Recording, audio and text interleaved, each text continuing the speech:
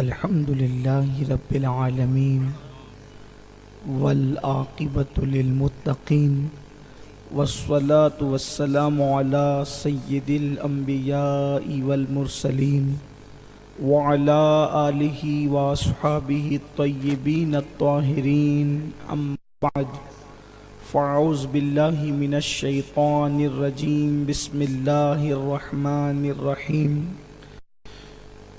لقد كان لكم في رسول الله أسوة حسنة صدق الله العظيم غوث اعظم بمنی بے سرو ساما مددے قبلِ دین مددے کعبہ ایمان مددے انتظار کرم تست من عینی را اے خدا جو خدا بینو خدا دا مددے بگردہ بے بلا افتاد کشتی ضعیفانو شکستہ راتو پشتی بحق کے خواجہ عثمان ہارون مدد کن یا معین الدین چشتی مدد کن یا معین الدین چشتی مدد کن یا معین الدین چشتی۔ ممبر پر جلوگر لائق ست تکریم واجب الاحترام باصفا علماء کرام سادات اعظام حاضرین محفل پردہ نشین ماؤں اور بہنوں السلام علیکم ورحمۃ اللہ وبرکاتہ۔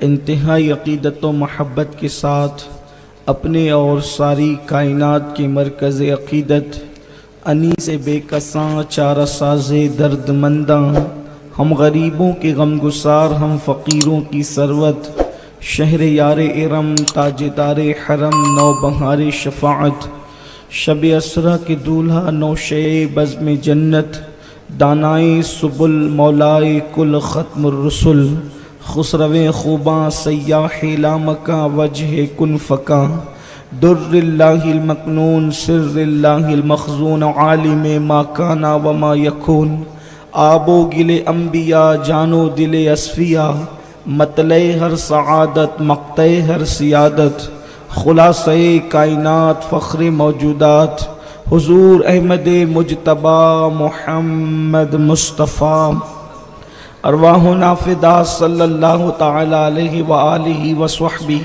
وبارک وسلم کی بارگاہ بے کس پناہ میں جس طریقے سے پڑھاؤں بلند آواز سے میرے ساتھ مل کر پڑھیں۔ الصلاۃ والسلام علیک یا رسول اللہ، الصلاۃ والسلام علیک یا نبی اللہ،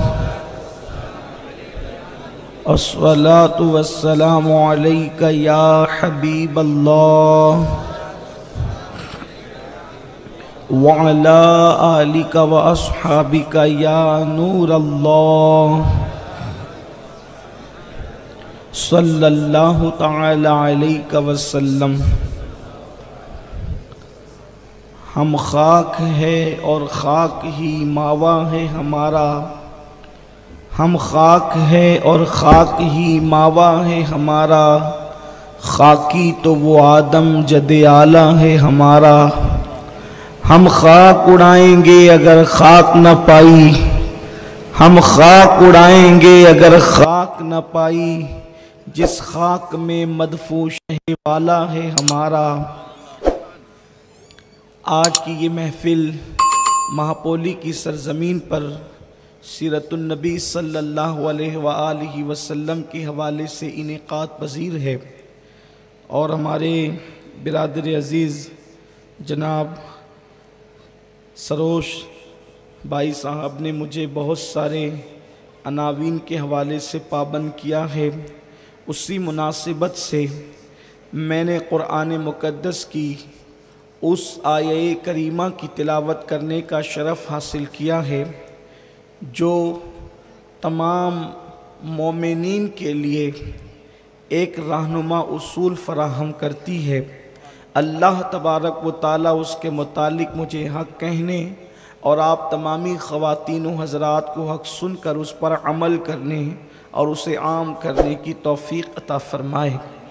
میرے پیارے آقا صلی اللہ تعالیٰ علیہ وسلم کے پیارے دیوانوں، انسان عبادت تو کرتا ہے لیکن اس کی عبادت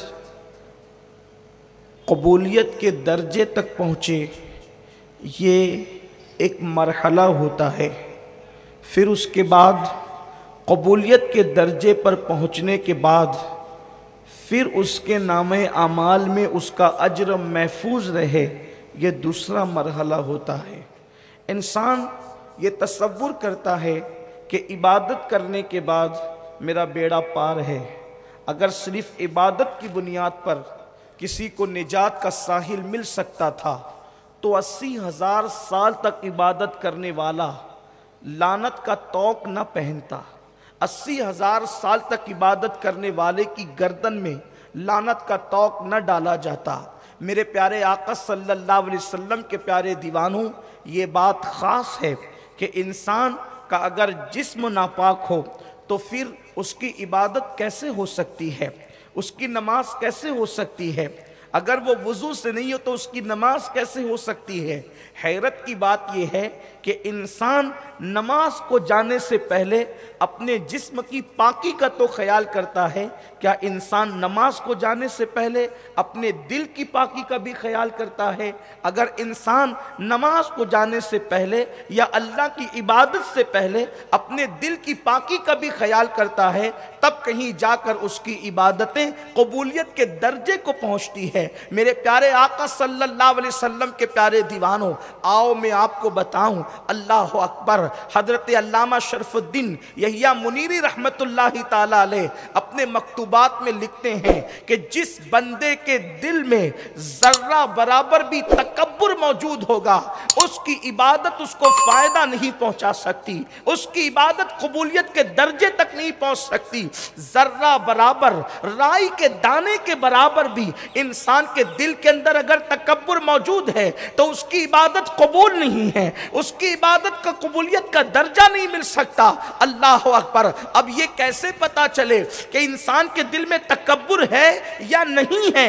تو خود ہی ارشاد فرماتے ہیں، اگر ایک انسان اپنے آپ کو سارے انسانوں سے حقیر سمجھتا ہے، ایک انسان سارے انسانوں کو اپنے سے بہتر سمجھتا ہے لیکن ایک انسان کو اپنے سے حقیر سمجھتا ہے، یعنی ایک انسان کا تصور یہ ہے میں سب سے چھوٹا، سب سے حقیر، سب سے ذلیل، ساری دنیا کے انسانوں سے اپنے آپ کو حقیر سمجھا لیکن ایک انسان سے اپنے آپ کو بہتر سمجھا۔